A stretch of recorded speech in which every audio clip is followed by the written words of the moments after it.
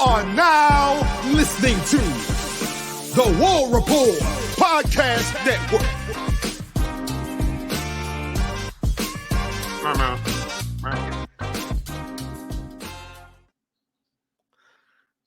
Hey.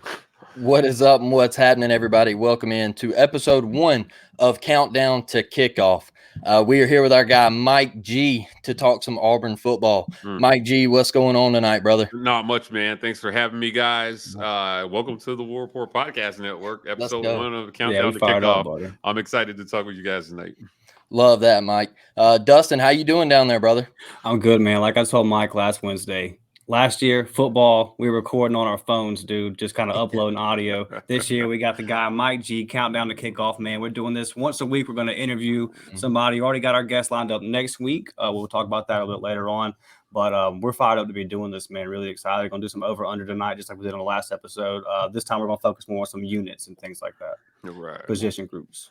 Love that. Dustin, you got a little something about homefieldapparel.com? Yeah, dude, you already know. Like I've been saying, man, flyest gear on the market. So we got this open to kickoff coming up versus UMass. You want to be the flyest of the 87,401 people in Jordan-Hare, baby, don't you? Go ahead and snag you some of that gear, put it on, type in code UPTEMPO, all caps, UPTEMPO, get 15% off your first purchase. Let them know we sent you, man. Help us out.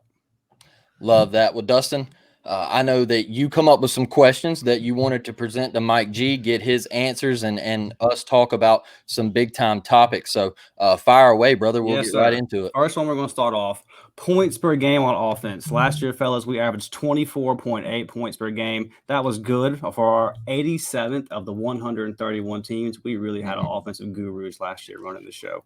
Over or under, we'll start with you, Mike G. Over or under 28 points per game here. Oh, man, listen, this is tough. This is one of those things that we hope Hugh Freeze improves quickly at Auburn. Yep.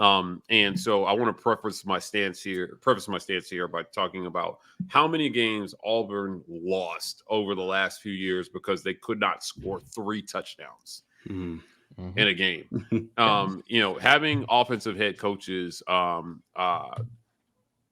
having a poor offense is just inexcusable. So Hugh Freeze is Auburn's 3rd straight. Yeah. Right, offensive head coach.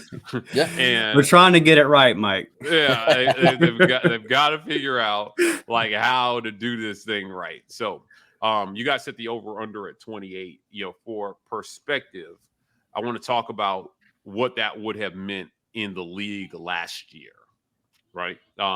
So, 28 points per game is where Ole Miss was at, and they were the 3rd from the bottom. The only teams worse than them in producing points per game were Florida and Texas A&M. Both were dumpster fires at time on offense. Yep. Now, Florida had a decent quarterback, but they had a lot of other issues. And Texas A&M, we all know their offense was awful. Auburn sat at 33 points per game last year. Right? Bolstered by some weak opponents where they scored a lot of points. Right? But it's going to be interesting to see. They've got to do a lot better than 28 points per game. So I'm going over on this one because they have to, right? Like if you're going to win 6 games and make a bowl game, you got to be over 28 points a game because you're going to be bottom of the league, bottom 4th of the league at 28 points per game. Offense in college football, guys, is so high flying, man. And the rules are very offense friendly. It's never been harder to play defense than it is. You breathe on a guy, pass interference, right? You touch the quarterback, right? You're thrown out of the game. Yep. You try to hit a guy targeting. Like it has never been harder to play defense as it is right now, which is why we've seen points per game go through the roof. I think Auburn has to be somewhere in the area of 38 points per game, man, to have a decent season, to have a better than 7-win season. So I'm going over here. Hugh Freeze has got to find a way to produce 4 touchdowns and a field goal every game. He's got to do it. Mike G, you can look at the LSU game. You can even look at the Arkansas game. There's the Ole Miss game. We scored some points, but we tapered off at the end. We got wore down in the second half there. But I agree with you 100%. I have to go over. I think this Auburn offense has to produce points. And you're going to have to match these high-powered offenses in the SEC. I know they expect out of, like I mentioned, Ole Miss, they expect a lot of points. Arkansas this year, they expect a lot of points. LSU, so on and so forth. Alabama, we're waiting to really see what they got, but we know they're going to put up points. So right. I agree. I think Auburn's got to get it in the end zone this year. No more settling for 3. You got to get 6. Tennessee scored 46.5 points per game last year. That led the SEC, right? LSU was at 44. Mississippi State was at 44. Just think about this, right? Are these in conference games, Mike, or this overall for this overall? But because I had 24. 24. Yeah, you had it in conference. Yeah, in conference, obviously it's a lot harder, right? Yeah. But overall, there's a correlation between the teams at the top, right, and where they finish. Yeah. So there are some outliers, of course, but ultimately, if you don't score points, you're not going to win. The days of low scoring, think about how fortunate Georgia was to score 16 points versus Missouri and win. Yeah. Right. And that was an all world defense. Any other team would have lost that game. Yes. Right. If all world defense, man, and you're not scoring at least 4 touchdowns a game, you're going to be in a lot of dog fights and hope, and flip a coin about whether you end up on the winning side or not. 100%. I think a lot of it, guys, is our next one here. 36% on getting on third down conversion rate on offense. That was where we were at last year. 36%. That's just, it's not going to get it. It's not going to get it done. Yeah. I'm going to go over just because it has to be over. I mean, if you're gonna, it can't get much worse. And I think a lot of this is just the mess we saw on offense, man. If you're going to switch out quarterbacks in the middle of the drive, I think back to Penn State specifically, where we had a good drive going, and then we pull TJ, bring Robbie in on third down. You get a false start, and all of a sudden you're back even more. You're just shooting yourself in the foot. Yep. But to me, and defense wasn't any better last year. I believe defense was 44%, right at 44% on getting off the field on third down. That's just kind of one of the hidden stats in the game right there. To me, it's going to be over because it has to be over. I can't imagine how many teams are much worse than 36%. Yeah, I'm gonna go over on this one. 36% is again bottom third of the league. Yeah. And so Hugh Freeze talked a lot about this offseason he's had these talks with these alumni clubs, and they talk about third down percentage, and he talks a lot about first and second down and putting yourself in convertible third down situations. Being in 3rd and 4, 3rd and 3 versus 3rd and 8 or 3rd and long, essentially. Yep. Auburn found themselves in 3rd and long a lot without a passing game. And that is a recipe for disaster, right? So you need to be in 3rd and manageable, right? And then you need a quarterback that can complete a 6-yard pass for a first down accurately. And over the last few years, Auburn has not had that consistently. Yep. So it's led to low third down conversion rates. This is something I'm going to go over. When we're talking offense, it's hard, man, because a lot of these numbers are on the floor, and so I'm in my mind, there's nowhere to go but up. So what is a good number for you, Mike? What do you think a good number on the season? Man, I think in the high 40s would be excellent, right? The best teams in the league are in the 60s in terms of third down conversion. That would be fantastic. Fantastic, but I think high 40s. You can compete. Maybe even in the mid 40s, you can compete, man, around 45%, and you can compete. Flip a coin, right? That means you're making half of your third down. And think about this, guys. The end of the game comes and it says Auburn was, 8 for 16 on third down. Nobody's really crying about that, right? No, for sure. You're thinking, okay, they got some, they won some, they lost some, depending on how manageable those third downs were. You got to remember there are some third downs where you have essentially conceded but you're not going to make it. So you run a play that you know you're not going to make it, right? Like that happens quite a bit. 3rd and right? 18, Yeah, and you're just like, we're not going to make this, so we're going to run it up the middle. They're going to get tackled, and we're going to punt. So yeah, that's why I think in the mid 40s or anywhere close to a coin flip is really, really good, because you're going to have 3 or 4 of those a game where you've conceded, that you're going to punt. Yeah, Mike, I'm right there with you as well. I'm going way over. I was actually thinking around, like you said, 47, 48%. Hopefully we can get into those low 50s. I would like to sit right there. But Auburn has to keep themselves out of 3rd and long. You brought it up. Last year, there was just way too many situations where you flat out knew before they ever snapped the football, hey, we're punting. And you can't pass, right? Like you can't throw a forward pass. So it sucks. And the defenses over there, guys, just going, damn, we ain't got no help. And that wears on you over the course of 4 quarters. Yep. By week 7, 8, 9, they're done. They're gassed, right? Like you got to help them out.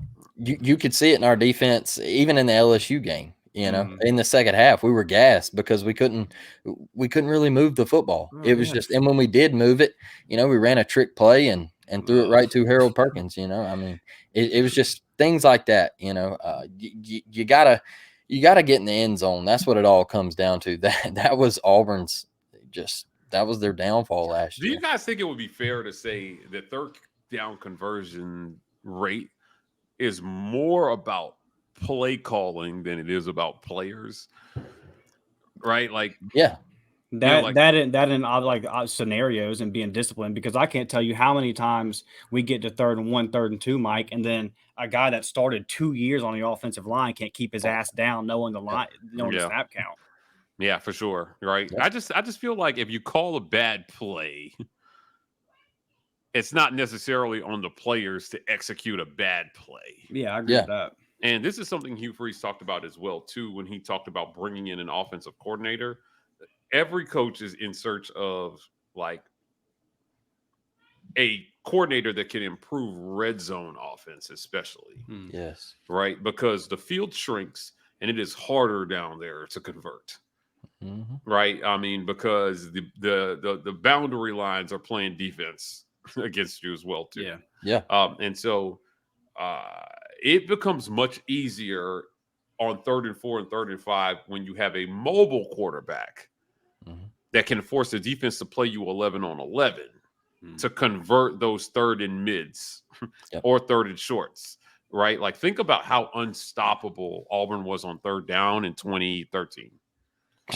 Yeah, with Nick Marshall and Trey Mason, right? Like Trey was like an automatic 1st down from 3 yards out. Yeah, but if Nick pulled it, it was a pick your poison, man. They were killing you. It's beautiful, right? Yep. So I think if I had to make an argument for Robbie Ashford winning the job, that would be it. Yeah, you have a higher percentage on 3rd down, not putting the ball in the air with a quarterback that is that much of a threat. And then you have Jarquez Hunter and Damari Alston and Battie, who I think is going to be a menace. And good luck. Well, Mike, how much do you think Hugh will design runs for Peyton Thorne if he does win the job? Do you think he's just going to sit in the pocket and throw it around the yard, or is he going to take off every now and then? We argued about his running ability on the show a couple shows ago. Is Peyton Thorne a good runner? Ike seems to think he's a decent runner, and I seem to think that, like, listen, man, when you are not a threat and then you do run it, people are just so surprised that you ran it. Like, there's going to be some things open. Like, listen, Peyton Thorne is not a threat to run. Yeah. And I'll say this again. I is going to disagree. He's not a threat to run. He's a quarterback who can run and burn you if you don't pay attention to him. But you're not game planning to stop him from running. It's not what you're worried about with Peyton Thorne. Yeah. And so to answer your question, no. I don't think it's going to be in the game plan. I think things are going wrong. Yeah. You may have a play or two a game where maybe, just to surprise them, he keeps it. That happens with every quarterback. Man, hell, Jarrett Stidham was slow as molasses, man. And he did it sometimes. in Gus's offense, right? So but it wasn't. Nobody's game planning against that. For that to be effective, your offense has to be efficient in so many other areas with a quarterback who's not an athlete. Right? That's why that works. You're so good at everything else that they have to watch that, and then you ask your quarterback to run, and it's open. That's it, man. That's how that works. And if Ike tries to tell you different, guys, he's wrong. He's wrong. Is not a runner. I don't watch no film. Next one, buddy. I know this is right up your alley. Over or under 15 touchdowns for the wide receiver room this year. And I like this one because when I went and looked at it, dude, I actually called my dad and I called my brother when I was making this today because I said, just guess how many touchdowns our receivers had last year. And they didn't get it right. Oh, go lower. And eventually you find our way down to 6. VAR had 3, Cam had 2, and then somebody else snuck in. Coy had 1. And that's all 6 of them. Yeah, 6. Wow. That's what we had last year. 6 receiving touchdowns. Because then Camden had 1. That's what I'm saying. Cam had 2, VAR had 3, and Coy had 1. I mean, you only had 8 passing touchdowns total, Mike. Robbie had 7, and then TJ had 1. So I think Jarquez has a reception touchdown. Then maybe Tank or one of those tight ends snuck in 1. But yeah, that's it. You had 8 passing touchdowns total, 6 out of the wide receiver room. So over under 15, Mike. What you think, bro? Ooh. You're talking about double the numbers. But I know I went with 12, but I was like, man, with Hugh Freeze, even doubling it with 12 just seems low. Like I got to go with 15. Yeah, and Hugh, I trust in this one. Yes, I'm going over. I think that he has produced some prolific receivers over his time. Guys at Liberty, he had a 1,500-yard receiver at Liberty. Yeah. This is a guy who recruited DK Metcalf. Doing FaceTimes now. Yeah, right. Apparently, it's a business, right? A little cameo there. Come on, Perry. Evan Ingram. Think about Laquan Treadwell. Come on, man. I've got to go over on this one. And the reason why I'm going over on this for the wide receiver room is because I think that Peyton Thorne has raised the floor for the passing game at Auburn. And he had 19 passing touchdowns last year and 11 interceptions. So 15, I think, under Hugh Freeze with either quarterback is a slam dunk. Once again, I agree. We're hammering overs here. And I just think the talent at the wide receiver position has gotten better. The 50-50 balls, you obviously have Shorter down there with 11 TD grabs.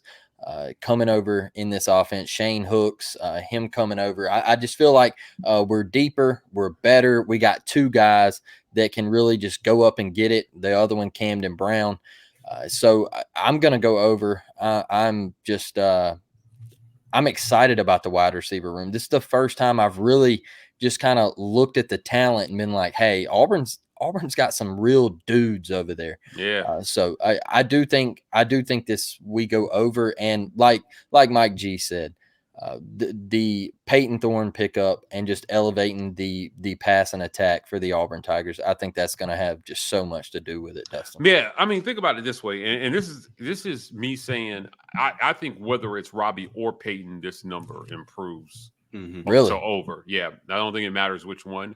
So you think we go over 15 passing touchdowns with Robbie to the receiver corps? Yes, I do. And I love that. Because if he actually wins the job, it will be because he elevated his game. Great point. Right. I believe that. I believe if Robbie Ashford wins the job, he has shown Hugh enough that he will feel good about over 15. Yep. And if he doesn't, he's going to pull the plug on him, and Peyton's going to come and do it anyway. So, this has got to be an over. Like, I know a lot of these are on the floor. It might sound like we're booging right now, like we're being homers, but it's the numbers were really on the floor last year. And that's what I based them off of. I based them off the season we had last year. Yeah. So, if you're listening to this, it's a little bit of boog, but it's not. Yeah, these are realistic. I think these are realistic in Hugh Freeze's offense. So let's do this. Do y'all think that 6 touchdowns last year total. Do you think there's an individual on this team that has 6 touchdowns? I love this question too. Yes, I do. Who? Hot take, Jay Fair. Okay. Oh, I should have knew it. Okay. Hot take, Jay Okay. Fair.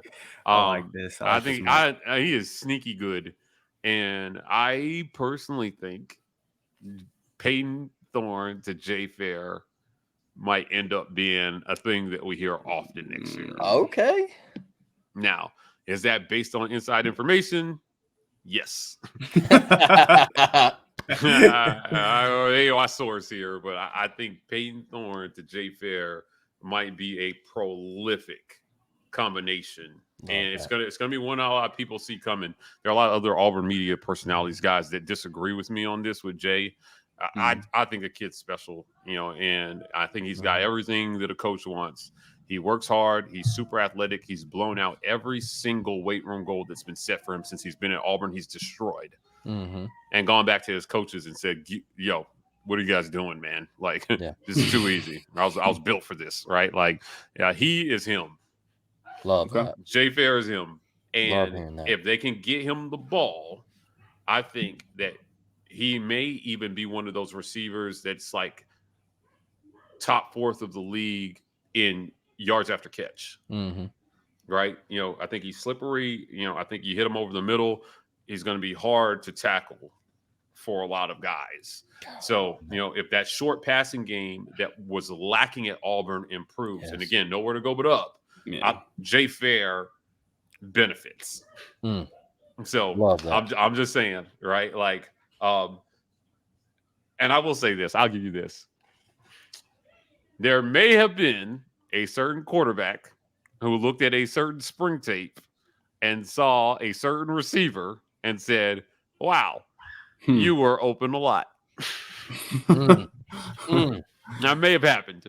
Right. So, and I'll leave it at that. Right. So, yeah.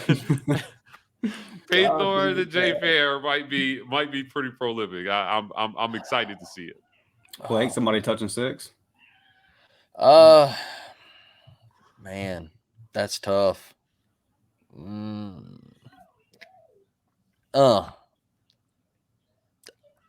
I said no to what was it, Camden Brown yesterday? Under 5. Yeah, we kind of agreed it was just gonna be scattered out. Yeah, man. I think I'm gonna say no, just because I think they're gonna spread the love. I think you're gonna have 3 here, 4 here, 2 here. I think I don't know, man, but then it's really hard to pick against like Shorter. I mean, all the grabs he had last year from North Texas, he was double digits. So you got to think he's going to be that high quality guy down in the red zone that they're going to ask to go up and get a 50-50 ball. I'm going to say no, just because I think it's going to be spread around. I think each guy's going to get their time at the table to eat. Okay. Yeah, I hear you. Yeah. Okay. So just so that we're on the same page about this, though, I want to say in Hugh Freeze's offense, there's usually a guy. Yeah. Right? There's usually a guy. And, while we're doing this, I just don't want to say this, right, and not have any numbers to back it up. So, like, I'm just looking at their passing. If you go back to Liberty, right? Well, actually, we're looking at receiving, right? We're looking at receiving, and we're looking at receiving touchdowns. So, in 2022, Demario Douglas had 6. Okay. That was your number, right? Right 6. at it. Yeah. Right, yeah, that was 6. In 2021, CJ Daniels, who was a wide receiver, had 7. Right around it. Yeah, in 2020, they had a guy, their highest receiver had 4. That was in 10 games, right? 2020? Yeah, that was the shortened season. So asterisk by that one. Yeah. In 2019, I think this was Hugh's first year there, he had a receiver with 10. Yeah. And this was Antonio Gandy Golden. This kid had 1,400 yards receiving that year. So I mean, these things seem so foreign, Mike. They seem so foreign to us. These numbers. Yeah, I'll tell you. So normal. I'm just saying to Blake's, but like usually there's a guy who is him in this offense and will get 6 or more touchdowns. I'm gonna say VAR gets 6. I'm gonna say VAR gets 6, Ooh, and VAR. I know he's not. Yeah, that's my guy, man. I think he's just been underused. I think the talent's all there. I know he's not in the wide receiver room, but I think Rivaldo is going to come close to that. I wouldn't be surprised if Rivaldo. I'm for sure going around 4 or 5 for Rivaldo. I wouldn't be surprised. Well, he technically would be 6. Tight end. I mean, that's what I said. He's not in this. No, that's what I said. He's not technically in the wide receiver room. I was talking about where I think a lot of the touchdowns are going to go. I do think that Rivaldo is going to eat up a good bit of those. Him and Luke are going to be beasts in this offense, by the way. Yeah, I think so. Rivaldo and Luke Deal are going to be monsters in this offense. Mark my words. Yeah, we talked about Rivaldo yesterday. I think because he was one of those first portal commitments, he kind of got lost. Got lost in the shuffle. But dude, Hugh Freeze with a tight end like that is going to be big. Going over the defense, fellas, last year, and I put it at 24 points per game on defense. I got 29.5 last year, 98 in the FBS. We gave it 29.5 points a game last year. Blake, we'll start with you, buddy. Over under 24 a game. I think we're going. I think we're allowing under that. I'm going to go under.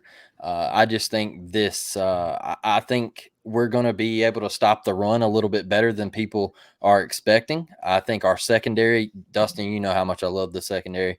I think they're going to be grade A. I think they're going to be one of the best in the country, in my opinion. I think we exceed expectations. And obviously, I mentioned Justin Rogers. I think he's going to eat up front. And I think this Auburn defense is going to be really damn good. I do. I think we can. I think we can help the offense and do things that we didn't help them last year. Like the biggest thing, getting off the field on third down. We couldn't do it last year. Yeah, I believe it was 46% is what I believe I saw earlier today. 46% on third down. Yeah, it was like 105th in the nation. Now, it was terrible. So I think in a Ron Roberts defense, loving to play close to the line of scrimmage. He likes to bring the heat. He likes to force pressure. I think this Auburn D is going to do it, man. I like the under. Under 24 points a game would have gotten Auburn into the top half of the league last year. I had him at 29.5 points per game last year allowed. Yeah, I'm using sportsreference.com. Yeah, right. And that was bottom 3. Yeah. So, we asked this question on the midweek report. And a lot of people were like, around 21, 22 points a game would be excellent. And I was like, no, but you guys don't even understand how excellent. Yeah. Or, to do that, you're gonna compete for the West, I think. Yeah. If you can hold teams to 21, 22 points a game. So I'm gonna go over on this one. And there's a correlation between how well you possess the ball and points given up on defense, if that makes sense. Yeah. So if you have an offense that is constantly got your defense on the field, or they're giving the other team's offense a short field, these numbers will be skewed somewhat. Right. And I'm going over because I'm not sure how well Auburn's going to do in the other regard, and if this defense is going to be in a bunch of bad situations at times, right? Okay. I think in year one, Ron Roberts' defense is solid, opportunistic, but they're going to give up points at times. Okay. Right? So I expect it to improve over last year. But I think maybe it's around 25. So I'm actually going to go over on this one. I'm going over as well, Mike. I'm going like 26, 27. And it's not this. I'm just not going to bug up until the season kicks off on defense. I'm just not. I'm high like everybody else in the secondary. I mean, you would have to be an idiot not to be. But until I see otherwise, man. And it's like the kid for Purdue, his name slips my mind. You have Knight, the kid from Maryland. There's just a lot of. I know that Justin Rogers is highly touted, but there's just a lot of pieces here, man, and that we have to see come together. Yeah. And when I look at some of Ron Roberts' numbers, I see years where his defense really pops and it really works, and then I see years where maybe it didn't. So I have questions about that. And I just have questions about the depth. That's my whole thing with defense. I really question the depth, and I'm still worried that as the season goes on, teams are going to be able to establish the line of scrimmage because guys are going to get hurt, and I don't know what's left. I trust, I want to see a guy like NC Sledge step up. But if Jason Jones goes out, if Justin Rogers goes out, where are we up front? I think we're light up there, man. I think we're light. And I worry about pass rush as well. I mean, me and Blake talked the other day, and I said, man, it's hard for me to look at the pass rush. And I know that Ron Roberts' defense is going to create different things. There'll be a lot of different guys, right? Getting sacks, linebackers, corners, safeties. I understand all that. But, man, it's hard for me to look at it, Mike, and say, I just think Keldrick Falk, for example, will be the best player on the defensive line, at least rushing the passer by end of the season, because I just don't see a lot there. I mean, Jalen McLeod, he has 6 sacks at App State, and I hope the kid has a big year, but I just have a lot of questions about up front. Yeah, I really do, and I think that the depth as the season goes on is going to be problematic for us. Optimistic data point here. I believe Jeremy Garrett's defensive line at Liberty led the FBS in sacks. We'll go. That's the topic we got up, and we'll slide into this one right here. Yeah, over under 30 sacks, because 30 is what we had last year, and that was right at about 50.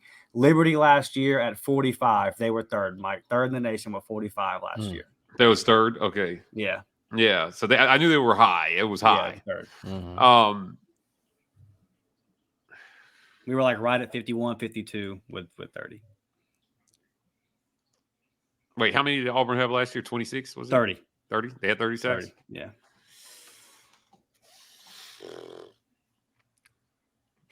So like 2-point-something sacks a game? Yeah, I'm going to go over on this one. Yes. Elijah McAllister. I think, the jack position is super important in this defense. And those guys are going to have to get off the ball, man, and get after the quarterback for sure. I think his number improves. I definitely think this number improves here.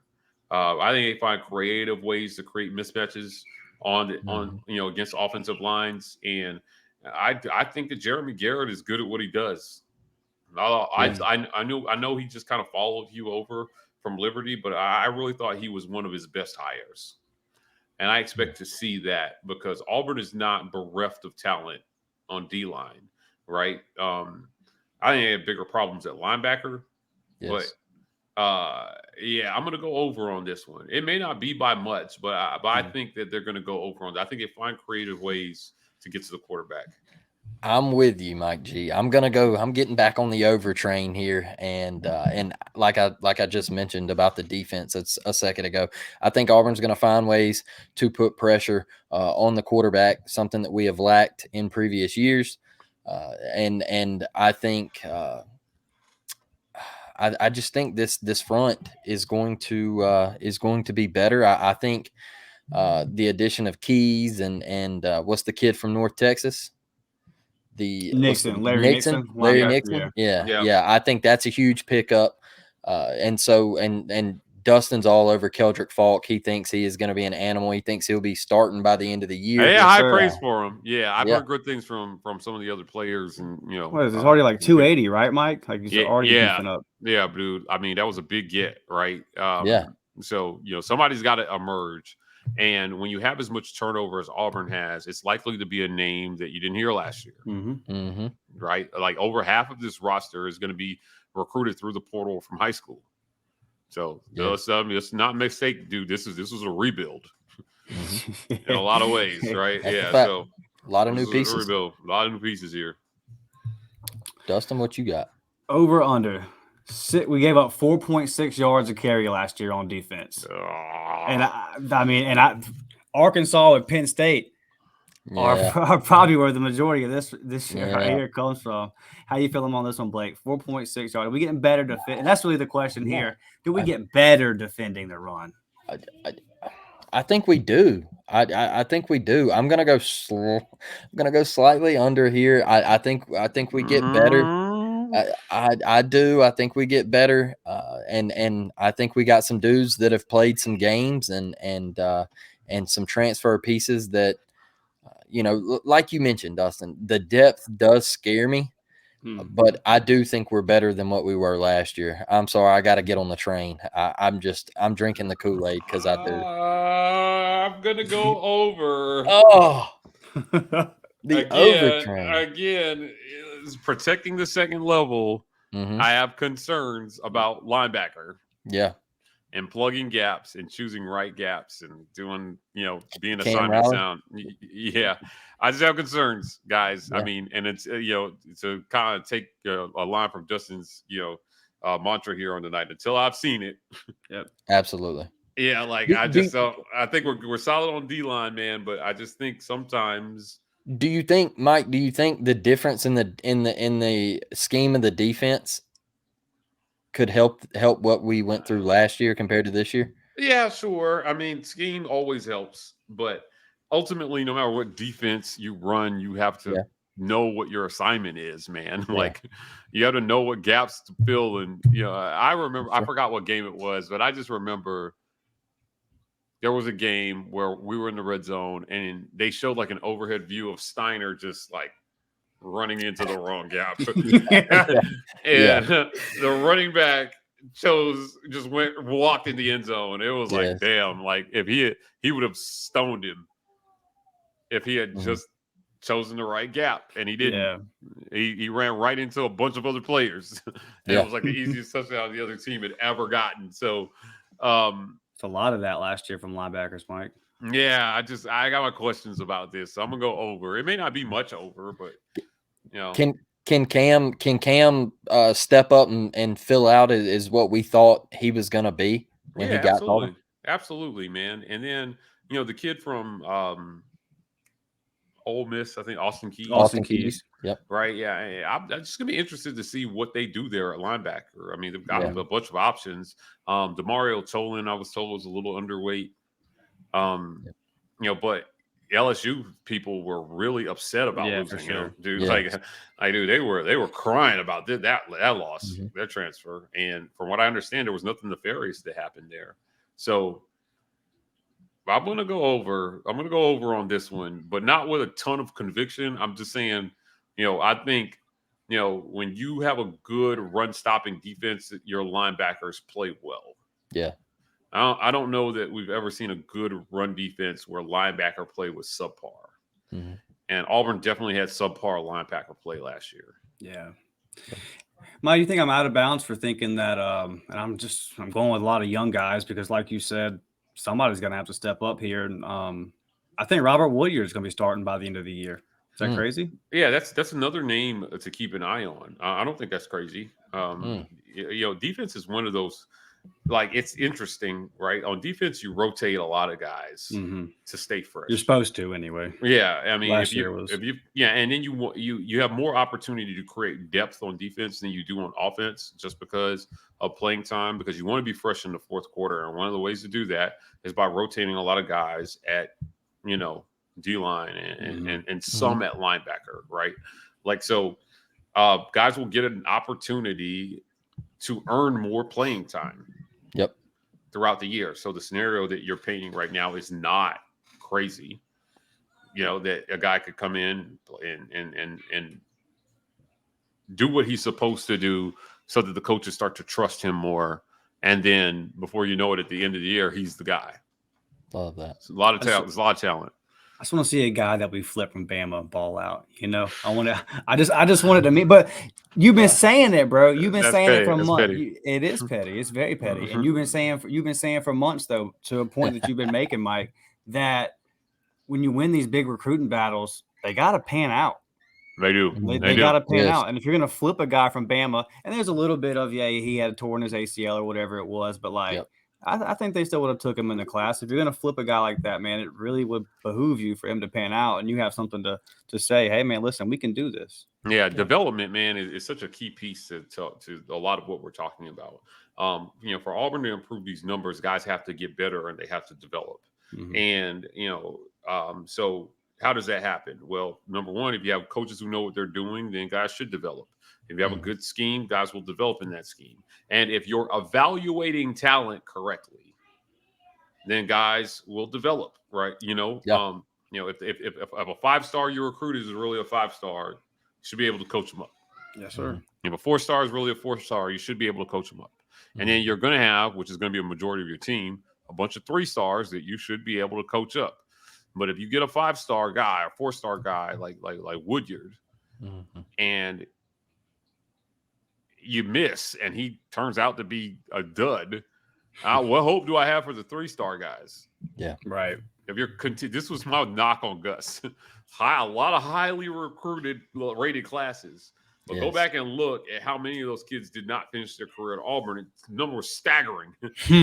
Byron Cowart. Oh, God, man. And then still good enough to take snaps at the NFL level. Yes. Bill Belichick drafted him. Yeah, come on, man. Like, maybe not drafted him, but signed him, whatever. We bought him in. Have got it out of him here. That's all I'm saying. I got my questions, guys. I got my questions.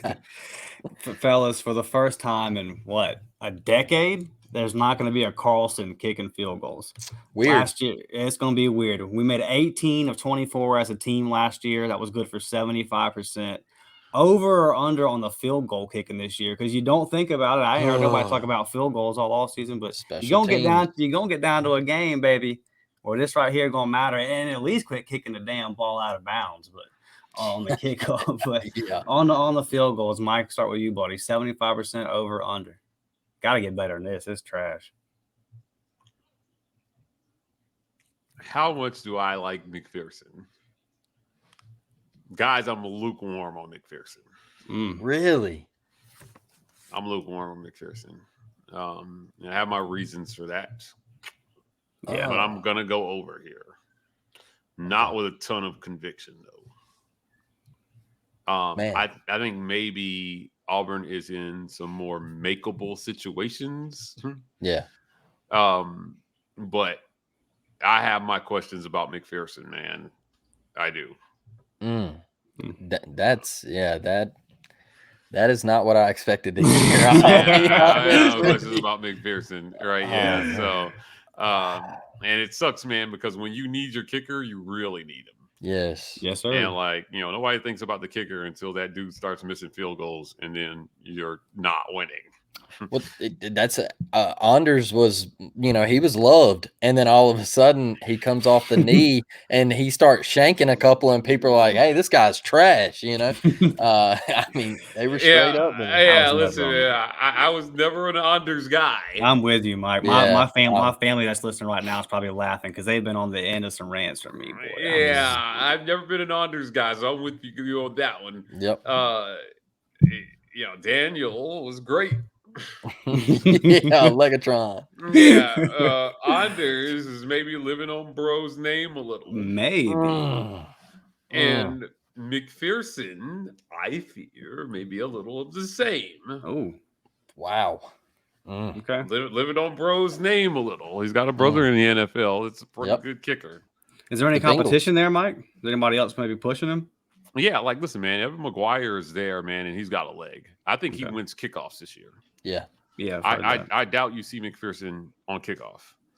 He did a couple last year, and they weren't good. So, I watched a little bit of McGuire kicking kickoffs. Man, he's got a leg, dude. And it was interesting. It was a kicking camp, and the Auburn kickers were there helping with the camp. And they did kind of like an interesting competition at kickoff where in the first round, the ball had to carry so many yards, but also hang in the air for a certain amount of seconds. And then each round that went by, you had to kick it further and it had to hang in the air longer. And by the end of it, you had to be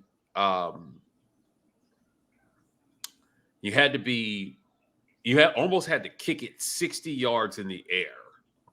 Damn. And had to hang up for at least 4 seconds. Damn. And this was difficult because I was sitting there with my stopwatch, and I was like, there were kids who were kicking it far, but they had no hang time at all. And I watched. It was so funny. Our special teams coach was running the camp, and they had some brother-on-brother violence. They brought out Evan McGuire and his little brother who was in the kicking camp, and they kicked against each other. And little brother got schooled by big brother hard. Evan kicked that thing, man. He looked like a college kicker. It looked like a college kicker versus a high school kicker. And his brother is actually a very good kicker. So, I have my questions about McPherson, and I think that, I hope similar to Ben Patton last year that Evan is ready for the moment if he gets called on. Right? Ben definitely was. Yeah, he went out and he made a couple field goals, man, when he was asked to. And, listen, people don't understand how hard that is to do. It's a lot of pressure, right? Out there. And those balls, man, they come off your foot differently when 90,000 people are watching. So, this is a tough one, man.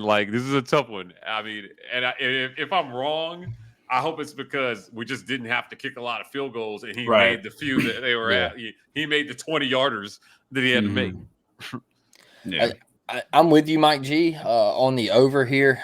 Just because I like you said, I do think we're going to be in some better situations, some closer distances, and I think it's going to be a little easier for us this year in the special teams department. I'm glad to hear that we got a guy on kickoff, because if I saw another one go out of bounds or not make it into that damn end zone, I was going to flip. I'm telling you, dude. I think McGuire's it, dude. Good. And I hope he gets his shot. I mean, he's a good kickoff guy, and I think that he will provide consistency at that. But field goals, look, man. I'm so done with legacy anything. I'm just like, dude, I just want the best guy out there. and McPherson he's a talented kid. So I don't want it to sound like I'm crapping on him. I'm not sure he's him at kicker. That's a red flag for me. I'm happy to be wrong about this. Right. Yeah. For sure. Yeah, dude. Like I said, nothing not make me happier to be wrong. Yeah, kicker, dude. Like I said, Andres has some good years, has some bad years. They come and go, man, and they can come and go quick. Mike, I'm gonna put you on the spot, man. I'm gonna throw one up real quick that we didn't talk about. Gus Malzahn went 68-35, right? 68-35 at Auburn. Over under 68 career wins at Auburn for Hugh Freeze. Wow. From the top rope. Do I think Hugh Freeze is going to be at Auburn for 8 years or not? Right? This is a question about longevity. Yeah. Right? Because if you're over, you found some success, right? Because you were here long enough to get to 60-something wins. The national media says we are mighty impatient, Mike. They do. And the reality is that Auburn is more patient than most schools when it comes to pulling the trigger on firing. Yep. So, let's deal in reality here. By the averages, they've had about the amount of coaches you should have had over the last 20 years based on the results.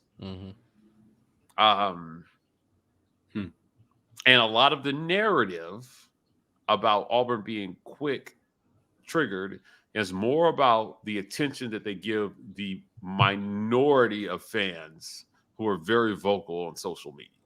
Yeah. The truth is, you do get a chance to do the job at Auburn, right? Listen, people are gonna have a lot to say about how you're doing while you're doing it. Yeah, 100%. But that does not translate to the reality of where the people who make the decisions are in terms of their patience for that person. Yeah, which is ultimately what matters. Can I choose to push here? You on 68? That's what I was pleading the fifth. I don't know. This is so hard, man.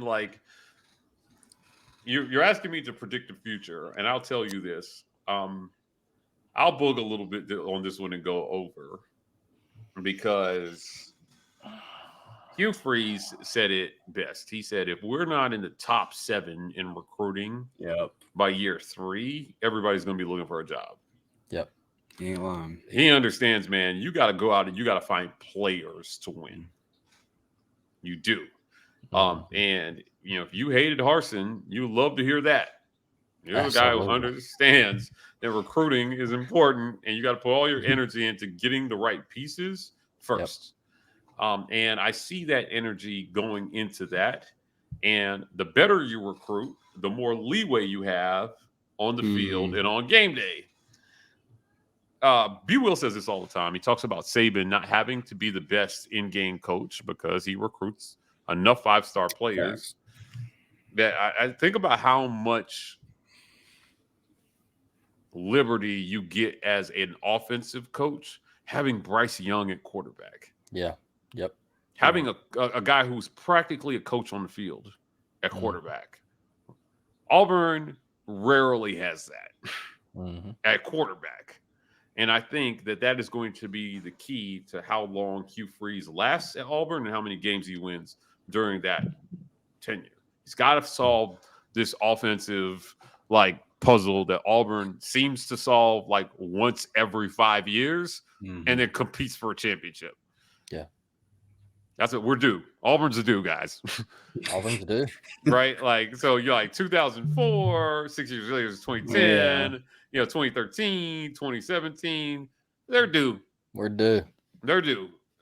Need some first year magic.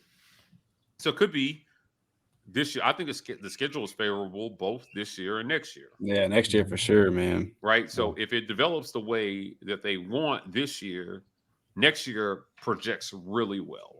Yeah. So, I'm this is a complete book. I'm going over, but man, I mean, it's not my money, but God, I'm tired of hearing about all the coaches that Auburn is paying still. Yeah. God, man, let's just pay this one for a while.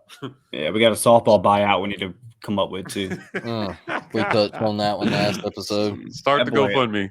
That boy gotta go, bro. Mickey D gotta go. Oh man. So no more buyouts. No more buyouts for football. He's gonna be here for a while. Yeah, I'm gonna go with you too. I'm gonna go over, and I think a lot of an important part to remember about this is conference is changing. There's a good possibility that every year we're not going to be playing LSU, Georgia, Bama. I mean, what we got coming in 2024, dude, you give me Kentucky, Mizzou, Vandy, give me that all day. You can give me that for the next 5 years to make up for what we've dealt with for the past 30, and I'm good with that. So I just think there are some things about the conferences that are changing. I think our schedule is going to get a lot easier. Now, could that change in 3 years? Could the SEC add 10 guys and our schedule get crazy again? For sure. But as it looks for now, I do think that the load's going to get lightened for Auburn in the future. You know where Auburn is lucky is that they don't have a really ridiculously tough in-state rival that is also non-conference. Yeah. Right. South Carolina, Clemson. Man, you see Florida State now. Schedules. Florida is the hardest schedule I've ever seen. It's tough, dude. Ever. UCF is their cupcake. UCF is their their cupcake game. Yeah. And their true cupcake, I think, is Samford. They have 11 Power 5 opponents on their schedule. Man. Yeah. That is the hard. If they go 9-3 in that schedule, hang the banner, man. Oh my goodness. It is the hardest schedule I've ever seen. And I don't think that Auburn has the prospect for that. Yeah. So I mean, I'm with you. I think that there could be some I think conference expansion might actually bring some more favorable schedules for Auburn and the elimination of divisions. And they will still have the boost of being in the SEC. Yeah. Right, and you will have an expanded playoff as well, too, guys. So yes. You slide in 10 or 12. The SEC is going to get 4 teams in it anyway. Let's be real. Yeah. And it's like you said, with 12 teams, let's say that we're right there, 1-2 losses, and then we lose a close game to an undefeated Bama team. How much are we going to be punished for that, right? Yeah. And that helped the game being right there at the end of the season. We put on a good performance like we did 2 years ago, losing in 3 overtimes, and we're in position already in playoff contention. We're not going to get knocked for that. They didn't even get knocked in 2017 with poor teams. So we helped them out. Yeah, how you gonna knock us? Yeah, I'm telling you, dude. Texas Oklahoma joining the conference is going to bring a lot of parity, but it's gonna open the door for some other things as well too that might be favorable to some teams. And for Auburn, fortunately for the next 2 years, it's produced some pretty favorable schedules. I think that the 2024 schedule is super manageable compared to some of their peers. Oklahoma got a tough draw. Yeah, they did. In year one, I looked at it. I tweeted out "RIP Oklahoma," man. Like, yeah. Boomer, our guy, Big Game Boomer, was like, right. I can't wait for him to find out. He's gonna find out about this right here. He knows. He knows. Yeah. He's not delusional about how tough it is in the SEC. He just has to ignore it for now.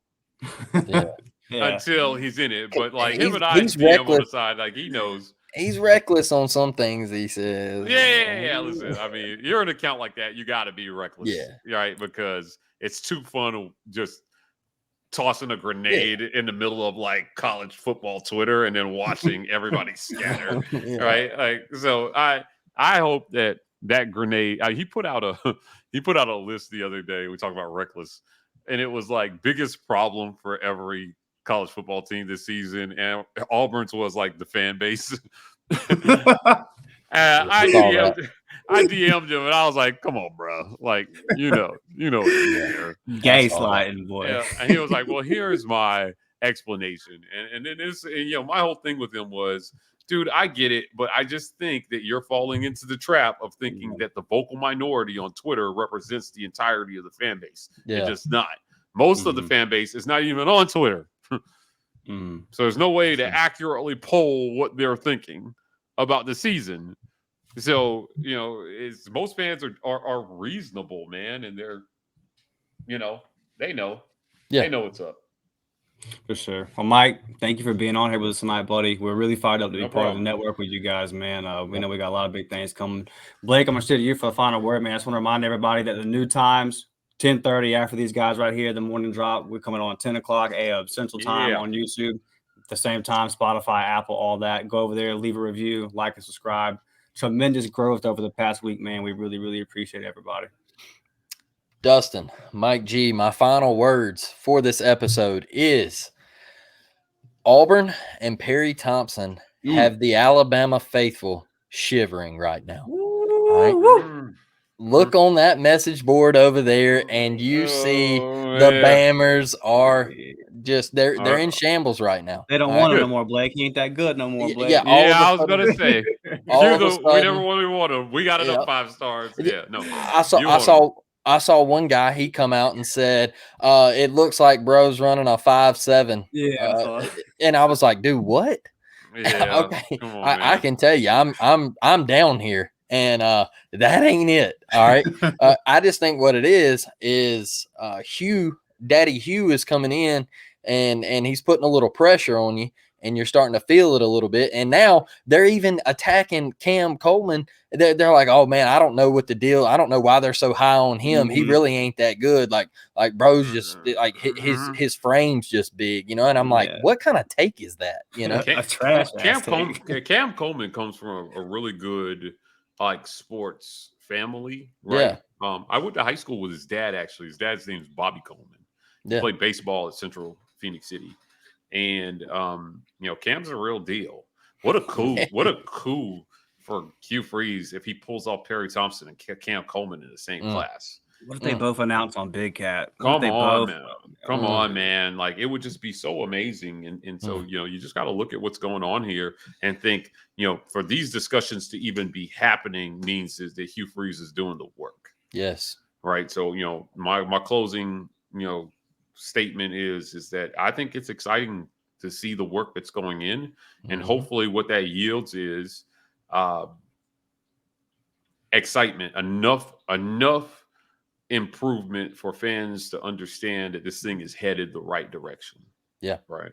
And he's got a lot more tools to recruit at his disposal than he had when he was at Ole Miss, because listen, guys, whether you like it or not, we can pretend like schools aren't throwing money at these kids, but now you can throw money at them.